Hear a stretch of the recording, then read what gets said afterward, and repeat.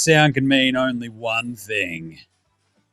Footy's back. Ba-da-da, ba-ba, ba-da-da, ba-ba, ba-ba-ba-ba. Welcome to Footy Unfilterated. I'm your host, James Clements. And with me, on the other side of this here screen, was a bloke who was beside me as I watched the worst moment of Taylor Burns' life until this point on Thursday. It's everyone's favourite Essendon fan. Nearly beat my beloved Suns, he did. It's Jez. Jez, what's cracking? What's not cracking, mate? We are flat out like a lizard drinking over here. So footy, how good was the game we went to until it wasn't? It just went to script. We'll talk about that later. Who would have thought that Taylor Byrne wouldn't be the biggest story out of that game? But anyway, here we are. We're going to get through all of that because round 6 is done. Footy's fully back. I do like one of my favourite things about talking about footy every single week is always like, I can't believe it's already round 6. Like, these are the absolute salad days. And this is what annoys me about people whinging about footy. It's like there's just so much footy. It's great. Remember these days when there's no footy. Anyway, we will wrap up round 6 for you. We'll get our weekly awards. We've got some nahs. We've got our round 7 preview and picks all wrapped up in one big, dumb, Footy Unfilterated package. So let's dig in. It's footy without the ball. It's Footy Unfilterated.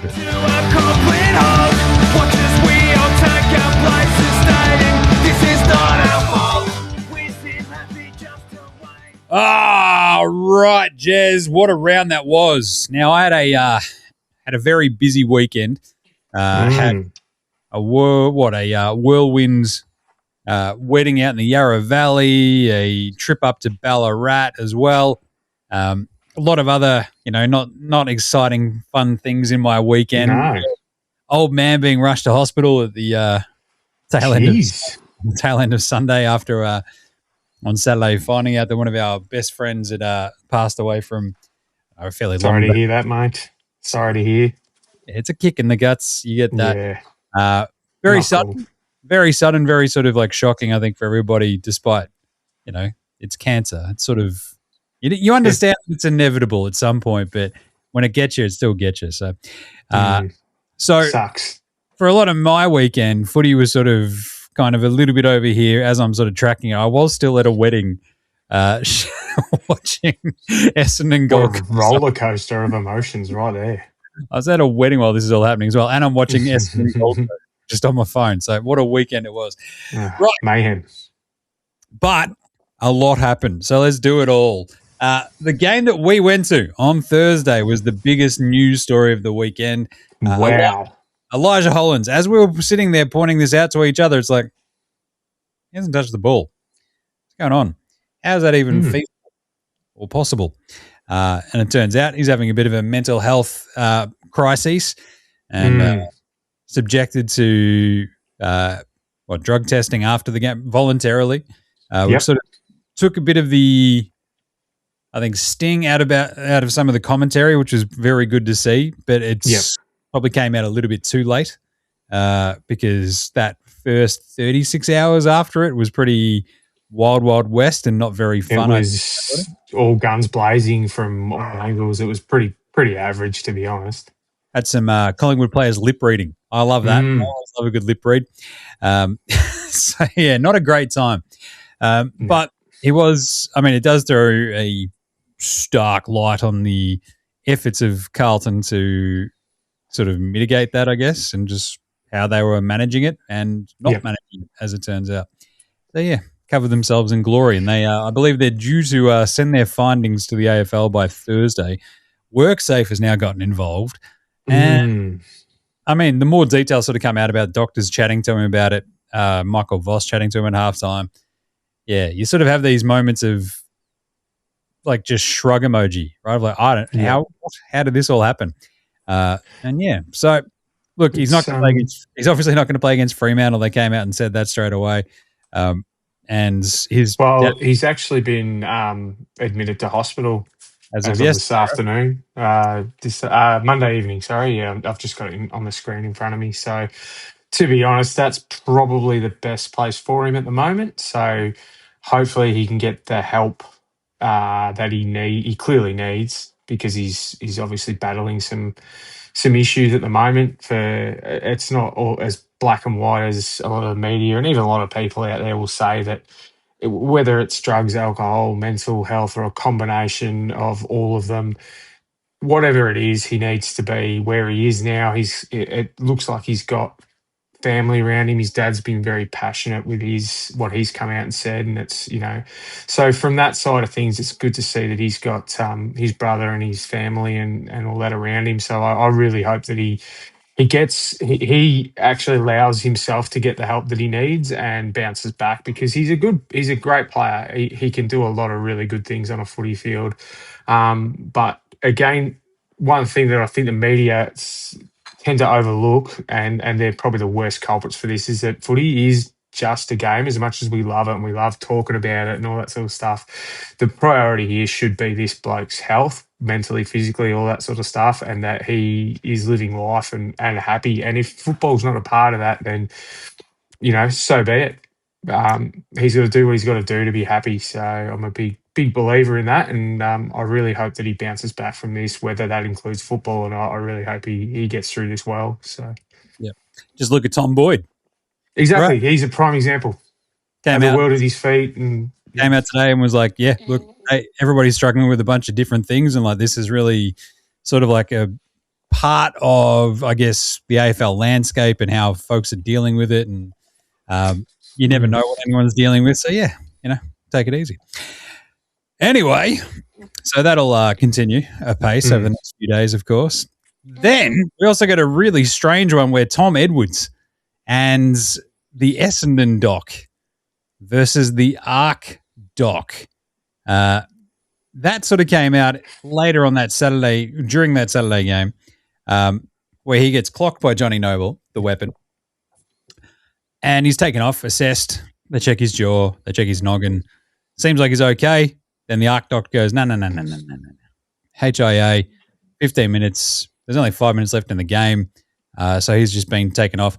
And it does now then raise that question of like, why was Elijah Hollins then at not any point just sort of like arced at some point by a doctor and just gone, hang on a second, with Elijah? Yeah, it's easy to point fingers at Carlton, isn't it? But there's also a whole lot of other stuff at play by the AFL where maybe it should have been seen by external medical professionals that are at the game. So this one was weird. I watched this. I didn't watch the game live, but I did see quite a bit of stuff online about this, and it's very strange. I think the AFL starting to. I've said it along. They're making it up as they go along, and this is just another example of that.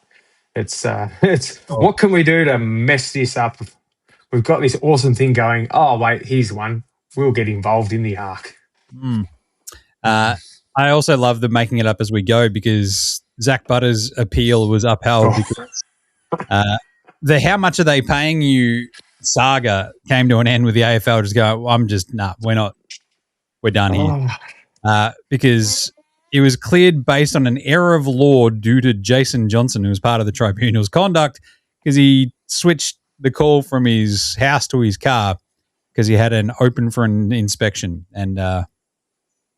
He was driving while deliberating, which is amazing. So just definitely not Bush League stuff at all, which is fantastic. Well, I did read an article saying that they need to, and I think this is driven by the Players Association, but they need to start having the tribunal based on footy acts and stop being so legal with it, because all this stuff is coming down to all these fine there's more analysis of the legal system at the AFL tribunal than there is at the Ballarat Magistrates Court.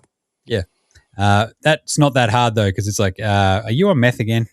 Gosh. It's pretty straightforward. Yes, well, I don't know. Could be the same at the local footy tribunal, but anyway. And Harrison Petty was another one where the doctors were sort of that was weird. Very strange, delayed onset concussion seemingly. Very weird. Like basically we've got people scouring the footage about where he might have copped a hit or something might have happened, and it's very sort of slight whatever, and then he just got a bit wobbly. I don't know. This is it's certainly not what happened to my old man on the weekend, but he just got crazy dizzy, like a terrifying, horrible, like really horrible vertigo. tinnitus, just really strange vibes. Had he just kicked the ball straight to the opposition in their forward line? Or he had been outside running around with the grandkids. That's it. Blame the grandkids. It's always the grandkids. It's probably my baby squid. He just took him out and just like put him in a headlock. I have met your baby squid, and there's every chance. 100%. But that was a strange situation. Hopefully he's all right. But yeah, anyway. Yeah. So there's been all these sort of little spot fires of all this sort of stuff this week. And then today it comes out, Ralphie drops the, hey, you know what's going to happen? Look, when Tassie comes in, the AFL, it has to do 24 games. We can't do 23. So it's 22 or 24. And, of course, the AFL is going to go, well, it's 24, obviously, because that means more money. And then chums the water. Could we see an overseas round? Games in India, in California. More games in Cairns, the Northern Territory. Everything up for grabs. And then there's a big story about it all. My favourite thing was simply someone going, geez, here's a weird idea. Hey, how about when we get Tassie, we all just play each other once? That's, and bang. Amazing. And maybe we're not running the footy season from like the start of Feb through the end of October. So there is a what's the word? There is a case study in point that has been going on for a long time with the Central Highlands Football League, which you would know very well. My son plays in at Learmonth. When they merged, I think this was 20 years ago. I'm probably wrong, but whatever. They had 18 teams, and rather than obviously play each other one team twice and all that, they just played each other once. And what they would do is they would set the fixture for 1 year. So if we played Springbank, we played Springbank at home on the weekend. Next year, we'll play them in round 2 at Springbank. Bang, works. Remarkable. Every time. Yep. Remarkable. It's crazy how it's actually worked for 20-odd years, even with one team dropping out. But you see, this is common sense. It's sensible. It's easy to adapt, and therefore the AFL will want no bar of it. So, but it does make sense that they have one game and a 18 game season, and then have your wildcard rounds. You can expand your wildcard round. You can add in State of Origin, which seems to be, whether the players want it or not, I feel like it's going to happen because of the success for at least the next 10 years. When you've got Gather Round, now there's all states ask, will we have wildcard round in Perth then, and all this sort of stuff. They're going to be screaming for different kinds of gimmicks, some better than others. So an 18-game season would allow you to roll all these gimmicks into that, and have a mid-season break if that's what you really want to do. So you can play your State of Origin, so you can focus on something else. You can then start to roll the AFLW into it as well, because clearly that needs to be moved more to footy season, because whatever novelty was there has worn off it, because they're not getting crowds, because people are just worn out from footy. Yep. You're right though, Jim. It's not going to happen. I'm very much looking forward to opening round in India, where there's 7 teams. Only 7 teams in January. Yep. It's going to be awesome. I think my favourite one was saying that what they'll do is they'll keep expanding the season so that 12 months of footy and the grand final will be played in opening round each year. Just keep it rolling. And look, you know me, I'm just footy all the time, but there is also a limit to how much footy you probably need and how much the players need. And I think we're about it. And this is like a big thing that we've talked about plenty on NFL Australia, right? So it's like it feels like it's inevitable it's going to go to 18 games there. 17 has already felt like it still flies by the NFL because it's, there's so few games. It is a very short season compared to other sports. And it's sort of like bang, bang, bang, bang. You've got your 18 weeks and they keep sort of expanding it. And it's going to get to a point where, as much of a corporate behemoth as it is, you'll sort of see a sense of diminishing returns when you've suddenly sold all these packages to Amazon, to Netflix, to like suddenly everyone needs – the NBA seeing this right now as well, right, where you need like 6 different streamers to watch the NBA, and you're like, that's just – we've hit a point where that's just a bit silly. It's out of control. So anyway, good job though by the AFL. I'm sure they'll do it amazingly. Injury disaster for the Dogs. We haven't even really. Sam Darcy did his ACL. Horrifying, non-contact, just leading up that left pocket at Cardinia Park, which I feel like has taken a couple of scalps down there at Taxpayer Park. I'm just saying. Rory Lobb out for this week. O'Donnell out for this week. Libba out with another concussion. So it's just not good. It's a lot. I do love that. Like, oh no, look, he should be fine from this concussion. It's like, how is it different to the other? Yeah, because they get better with age, like a fine wine. But there was also a few for the Tigers. Sam Banks hurt his collarbone. Marisa Rioli hurt his hammy. Taranto got a concussion. Obviously, we saw Harry Mackay concussed. Yeah. The game that we're at. Pitto hurt his hand, I want to say. Yeah, I think you're right there. I think he had to get surgery like a day or two later, and they're like, "Oh, yeah, he'll probably be back the week after." It's like, what? Is he getting surgery done by like, I don't know, Wolverine scientists? That's awesome. I didn't realize it was made out of adamantium, but here we are. We also had a bunch of reports where Sicily and Moore both hit Logan Evans. What did he say? What did he say? He just got to be the most annoying dude on port. That was amazing. The weapon Johnny Noble already got off. I love that. Like, which is a crazy one. I'm like, I felt that. Act. He's on my list. Didn't that feel much more egregious than like absolutely? Like, that was a week. Led with surely that's a week. Copped him in their head. What are we doing here? He must have had the good bloke defense. Maybe. They're like, look, Johnny Noble, we love you. So that's how I'd run my tribunal. Jed Walters never reported. Johnny Noble. Happily, you're never playing again. Perhaps fired you into the sun. We built the world's biggest trebuchet. Check this out. Anyway, so the one slight little nice thing. Oh, and also TDK's a test this week as well. So Rowan Marshall might crazy coast, and I don't know it's all going on, but there is one tiny little nice one where Max King might make his debut for the season, and it hasn't played since 24.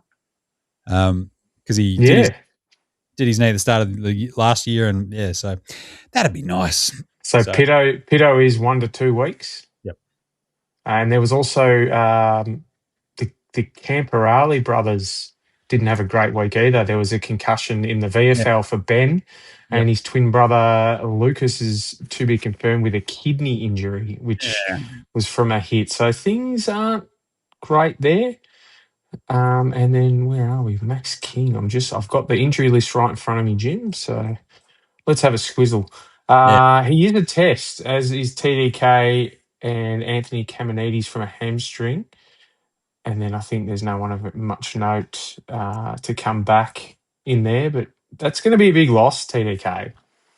As much as he's underperformed, but it's going to be a big loss, but it could also be the circuit breaker that they probably need. So definitely need that, I think. Double rucks, it just doesn't work for TDK. Anyway, hey, let's cast our mind back very quickly to last week. I reckon we need to fly through some of these raps because it just feels like it was a million years ago now, doesn't it? Carlton, 83, Collingwood, 88. Enough said. Yeah, you just want to fly through this one because of how... Oh, Lord. I was like that. I needed my camera out so I could say, look, you can see the moment where his heart breaks. It was probably our fourth goal in the first 4 minutes of the fourth quarter for Collingwood, where it's just like, yep. It was the Nick Dacos show, wasn't it? Yeah, it was. It was amazing. He's going to pop up again in a second. Ooh, yeah.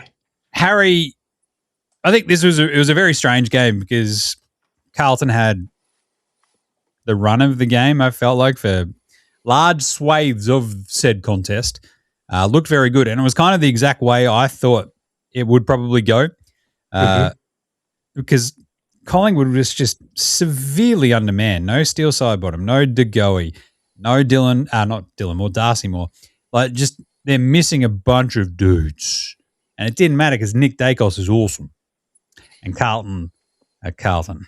And in a surprise twist, they did the thing that they always do where they run out of legs and are completely gassed and lose the game in horrifying fashion. So, I think we both pointed it out at various stages, but the biggest difference between Carlton and Collingwood was their skill.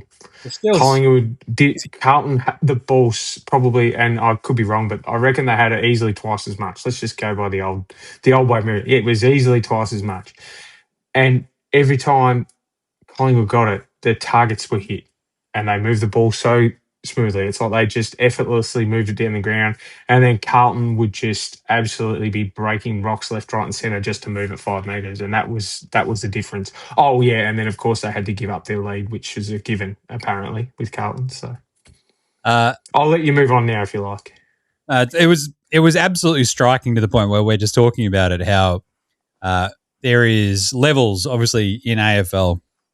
And people have talked about how there's almost 2 leagues in the moment, but this was such a stark difference there's a lot of inexperience on that Pies team, right? Like they had a lot of young dudes running around for them, and it didn't seem to matter. Like they were all just exceptionally talented, hitting targets, moving the ball with actual efficiency.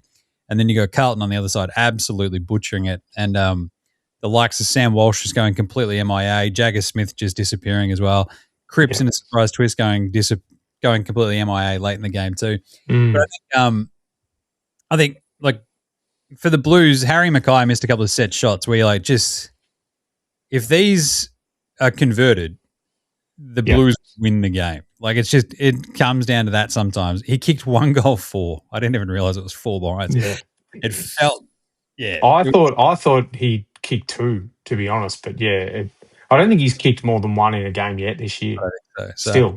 But anyway, classic Carlton Pies. I think though very beatable by your Dons for Anzac Day. I'm not going to yell it too loudly. Shut up, Jim. Hey, Friday, Jez up. Jez up. I believe in terms of routings. I don't want to say routings, but it was also that. This was pretty great because basically Western Bulldogs 56, Jeremy Cameron 61. Yeah. That's the game. Geelong also had other players, so they had 131 total points as a team. But Jezza outscored the Dogs by himself, which is pretty cool. But the absolute contest went out of this almost straight away. Early. It was an ordinary game. Jezza just was absolutely on fire, and they just pumped him. They kicked 19-17 or something as well, didn't they, the Cats? I remember seeing that pop up. Like, what the hell? And Jezza only had 10-1, so it wasn't like, sometimes when you have these forwards that kick big bags, they might kick 10 goals 7 or something. He kicked 10-1, so it wasn't him. It was everyone else. So, I don't know. The Cats are just very quietly smashing pretty good teams. Yeah. They're building very nicely without making a hoo-ha about it. So. And they just look, I mean, this is another thing about quality, right? It's like the same with the Pies. Like there's just like an undercurrent of quality around the field where their ball usage is just that much higher than like the other teams. And even the Dogs, well, the biggest thing for them though, like injuries just absolutely they're killing them. They're dropping like flies, as you would say. So great win by the Cats. The Dogs, it's just, I don't know, one of the year now's should simply be, can they still win the flag? And I'm probably going to say, yeah, I'm leaning towards the negative on that one. Get Tinglish back ASAP. Then we had a lightning delay on Friday night for this Sydney GWS game, which is pretty good because, look, if I had $1 for every time we had lightning delays for derbies, I'd have $2, but still it's weird. It's happened twice. Apparently it's a big issue. So one game in Sydney in 8 weeks, and it just had to be the one where lightning is. So I'm surprised they haven't called for a royal commission or something like that into it, the AFL, because, how dare the weather come and strike lightning while they're trying to play this multi-million-dollar behemoth of a business, of a footy game. Pavlich is on the dog and bone to Tom Harley right now trying to get it sorted out. It's gone too far. 107-66. The big problem was the Giants couldn't kick straight. It absolutely ruined their chances of sort of sneaking out a bit of an interesting win here. And they kind of cooked it. So it sort of feels a bit Giantsy. 8-18. Like, it's just... Yeah, it's getting... More scoring shots, and you're like, what is happening here? And the Swans are just, again, there's teams that are a class above, and the Swans are clearly one of them. They are, yeah. Charlie booting 3, but you get. I love it when Justin McInerney just goes, "All right, check this out, I'm awesome," and does Justin McInerney the 20-2, Mr. 20-2 himself. Yep. And Jordan, James Jordan just goes out and goes, who's your guy? Yeah. I'm going to shut him down. Check that out. Yeah. And they just curb stomped them. So I think the only one they couldn't shut down, but he didn't have much of an impact, was Clary. He had 37, but 37 hollow, a bit of Zion Williamson, empty calories there. So 24 handballs is a lot of handballs. Yeah, there's a lot of probably 1-2s in there as well. So 562 meters gained, whereas the Lizard who won the medal, was unreal. The Ward Harley Ward. I can't remember what it is, but it's got something to do with Alan Ward in it. We'll just say the Callum Ward and some other dude medal. No, the Kirk Ward. Kirk Ward, that's it. Ward, that's Kirk right. Ward. I was close-ish. Yeah. The Lizard had 882 meters gained, so that's 320, which is a bit. So I'll pay that. Good win by Swans. They're not going to lose again. Saturday, Gold Coast 119, Essendon 110. Fun game, chaos one. I was watching this out to the wedding on Saturday Arvo with the bus full of Bombers fans. And me as the only Suns fan on the bus. All right, yeah. was just sort of laughing it up. I actually couldn't even watch it. I was watching Learmonth play. They had their second win of the year, and there was absolutely no service out at Learmonth at all. I couldn't even get a score update for most of the day. So I had to wait till we were in the car back in Miners' Rest before I could see how we went. And I was pleasantly surprised. It appears as if track must be back, Jim. Yeah. 25-3, and from all reports was the catalyst to a win that they definitely needed that. So especially early on, he was instrumental. Yeah. He sort of pointed them in the right direction, and then I don't know, he didn't do a giant amount late when it was all sort of coming to a bit of a head, but he'd sort of gotten them pointed in the right direction, and they just got over the line. And I don't know, I love them because between Ben King, Ben Long, Ethan Reid, you've just got all these, and my beloved Jed Walter, of course. Your beloved. You've just got some big, big dudes. Just a lot of voluminous human meat up in that forward half of the footy field. But I don't know.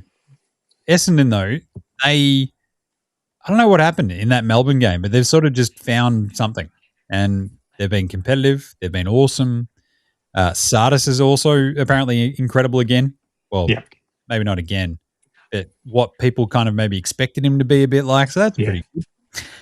He is a ball magnet, and as I said last week, his biggest knock has been his disposal efficiency, and it's still an issue, but it's getting better. And he just finds the footy, and he was really good from what I watched. I think he topped the clearances, which is second in the clearances for Essendon, second overall. Darcy Parish was pretty good. Zach Merritt, again, just on fire, 34 disposals, a goal. And he's doing all the grunt work as well. He's tackling, he's doing all that sort of stuff. So the other one, I thought, whilst he didn't win the hit-outs, I think Peter Wright playing as our number one ruck has actually been a really good move, because he's just got that little bit extra height over Blackiston. And even though he's not winning the ball, he's at least breaking even a lot of the time, which has helped our midfielders, and Andy McGrath in the middle of the game, which I thought had an impact. So whatever he's done, Brad Scott, I'm really happy with it. So if we can keep rolling along like this, you never know. Just need to stop the opposition team from scoring a little bit. Yeah, there wasn't much defending going on this game, was there? It was a pretty high-scoring game. Might be since the start of last year. It's the 7th game, I think, that Essendon have been in where both teams have scored over 100 points. Yeah. And I think Essendon have lost all of them. So we haven't been great, let's be honest. Pretty chaos. But the thing is, all of Saturday's games were awesome, because the Hawthorn Port game was an absolute belter. 7 out of the gate for Hawthorn. and then Port reel them back in, 6 goals to none, I believe. And you're like, what is happening? Wiz kicks 5 in the game. And this was a really, really, like I might have been sneakily over in a corner of a winery watching this on the one TV they had, which was pretty good. Watching this one, and then you're sort of like, Port going to win this, and they came so very close. Mitch Georgiades has a shot to win it, misses. Hawthorn hold on at the very, very, very end, and the Hawks just win. And it's just God, it annoys me. It's one of those wins where they probably deserved a loss. But being the quality side they are, they've obviously lost a couple, and they've got a couple who they're probably going to potentially are in a bit of trouble with the match review. But they just grunted and got it there, like losing their Chol and what was his name again? Jack Gunston. They, before the game or last week, that's obviously hurt their structure. But Mitchell Lewis came through, played well. The Wizard, he was up and about. Kel Shadir was another one who was quite good. And kicked. I think he kicked two goals. He kicked. So that's not a bad return for a bloke who has been struggling to get a game. And last year he was one of the revelations allegedly. So. But I reckon it was a great performance by Port. I didn't watch this, but I was listening to it in the car on the way back from Ballarat as we drove back in, and it was very exciting listening to it. So it was gnarly. Absolutely. And it sounds like, and we'll probably mention him later, that the Hornet might have had a pretty big say in them getting back in the game and getting so close to winning it. So, which is good to see. Couldn't get near it early, and then just absolutely put on the Jets, and you're like, "Sheesh." Yeah. Then we had a ripper in Adelaide. So actually, this game was unreal. Adelaide St Kilda is just absolutely off its head. Yeah, an insane back and forth game. Crommer down 26 early. They basically kick 7 in a row to get back into it. They get up handily, and the St Kilda good. Come back to them. It was awesome. You got Callum Wilkie causing all sorts of havoc. I think Tex kicks 5, but the Saints are only in this game because Callum Wilkie is actually doing absolutely everything. It kept Tex Tex didn't touch a ball in the first quarter. He got absolutely pantsed, and then just found something. But this is just one of those sort of classic. This is why Saturday Night Footy. You're tuning in, and 103-102. It actually tells the story of just how good it was because it came right. It was unreal. At second last, they basically win the centre clearance at the very end, right? And it was that's what the game came down to after the Saints kicked that last goal to get back within a point. It was absolutely nuts. And I think at this point I had about 4 Hawks fans crowding around my phone watching this game. So that was at a wedding again, just amazing. So it was unreal. I watched this one when I got home, and I couldn't stop watching it. I was enjoying it so much. So I think Sinclair had 17 in the first quarter and then was held pretty well. It was just everyone stepped up where they needed to. There was hardly any, aside from that first quarter where the Crows were very ordinary. There wasn't a lot of passengers for either side. The recruits of the year, TDK, was obviously pretty ordinary. Liam Ryan didn't do a lot. Jack Silvani obviously didn't, 100% time on ground and had 8 disposals, probably not as effective as he was the week before. So there's still a lot. I actually thought by halftime that this could have been the game that St Kilda finally put it together, and it was looking that way. And I also thought this is going to be the game where the pressure gets right on Adelaide, because we've been saying they're not quite there, but they just found something, and St Kilda just did what St Kilda do, and it's almost like Carlton with more expensive players. So, and Ross was, I think the jovial demeanour that he's had all season, the Joker and the mad scientist, that wore off on Saturday because he was furious in some of the crosses. And I think I did actually watch I don't normally, but I watched the press conference and it was icy. He was not a happy man. So I think it's finally starting to hit him that maybe he actually has to do something rather than just be a clown in the media. So amazing how that happens. it's funny, isn't it? Well, Awesome. An awesome Saturday of footy. It was unreal. Sunday, we had North absolutely smashed the Tigers, 130-55. Yeah. I feel like, was it the Tigers were like 110 at one point, I think, which was just absolutely chaotic. And I think North win by 75 is like the first time they've won by 70-plus points since like 2017, whatever that was, they made the prelim. And you're sort of just sitting there going, wait a minute, are you serious? Like 1 goal 10? And it's like, they 2 goals 12 by halftime. So, that's not great. Curtis was awesome. Cooper Trembath was unreal. Zerha went behind the ball and caused all sorts of havoc, which was awesome. Like, I hate Zerha, but I love him. Like, it's just... He's one of those players you want on your team. 100%. A bit like Braden Maynard as well. Like, they've just got that screw loose, and you know that if there's a scrap on, he'll be in the middle of it, probably instigating it. But absolutely the epitome of mercurial, I think. Awesome game. Great win by the Roos, and they're just good, I think. They're just motoring along, aren't they? They're in the top 4, aren't they? Like, it's going to benefit from the easy draw, having finished so low for so long. So they're 5th. It's going to be interesting. Yeah, that's pretty good. Unreal. I'll take it. Had maybe the game of the year. This was another awesome one. Unreal. We're in a pub in Ballarat watching this, getting around each other and just having some chats and playing some pool and watching this absolute classic unfold in it's amazing. A sort of half TAB pub, as you can imagine, in Ballarat. And the game was sick. We're just like, what is going on? This is absolutely off its head. Cade Chandler is the hero that no one expected, and Cozzy causing all sorts of havoc. Charlie Cameron kicks maybe the goal of the year, and just that was unreal.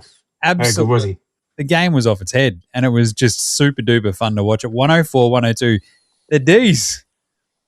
I was trying to get away to do. I had so much to do on Sunday, and I had this on because I was sort of watching it as I was pottering around, getting stuff done around the house, and I needed to go out, and I just couldn't. I had to sit there and watch the last quarter because it was just so good. That goal from Charlie Cameron, went, no, he's going to get him home here. And then I think he got the next clearance or was a part of the next passenger play. I'm like, they're going to do it. They're going to get up, but they just, they didn't. The D's held on. Well, Rayner has a shot at the end as well, right? That would have muffed it up and just misses it, and you're like, it was absolute chaos after that as well. It wasn't good. The ball's just picking around. But one of the great, I think I looked at this maybe yesterday, one of the great scoring worms. You know, I love a worm. And it's just like ding, ding, ding, ding, ding, ding, ding, ding, just the entire time. Just doesn't stop. I'm like, this rocks. What a game it was. And like, we're all sitting there, like, there's these moments when like an Ashcroft would burst from a pack, but the Demons are just like dragging them down like the lions chasing like these beautifully maned gazelles. I'm like, but the Lions mains, and they're called the Lions. This is all got it back to front. Oh, backwards. I feel like I've taken this game. So what the hell, Melbourne? Like, where was this? As much as I'm happy about it, where was this last week against Essendon? Like, surely and as I've got a couple of mates who actually went to the game and they couldn't believe it. They were like, why couldn't we do this? We just have to play on Sundays. Yeah, because we can only win on Sundays. So I was like, cool. Came from nowhere to. Did you and you at the pub there in Ballarat? Did you dance the Irish jig every time Melbourne kicked a goal like they were at the game? I hadn't realised. I was like, what is like? Is that just? Do they have an Irish guy who's just I'm like, wait, no, that's just playing after everybody. And looked it up, and I'm like, the Jim Steins guy, there you go. This all just makes sense. It was could have made a bit more of a big deal about that, considering how much of an icon he is for that club. But anyway. But Van Rooyen was awesome. Harvey Langford was absolutely the hanger Van Rooyen took was unreal. So they were quite mark of the year stuff, but it was bloody good, and the timing was bang on. Chandler's goals, like the one from outside 50, was absolutely gnarly. So great win by the D's. Brisbane, you kind of just go, it doesn't matter until it's the final 2 months of the season. So you'll be right. And then we had the Derby out west. I love saying it like I'm baby squid. The Derby. The Derby. Hey, who dropped all that paint? Workers. That's how he talks. Workers.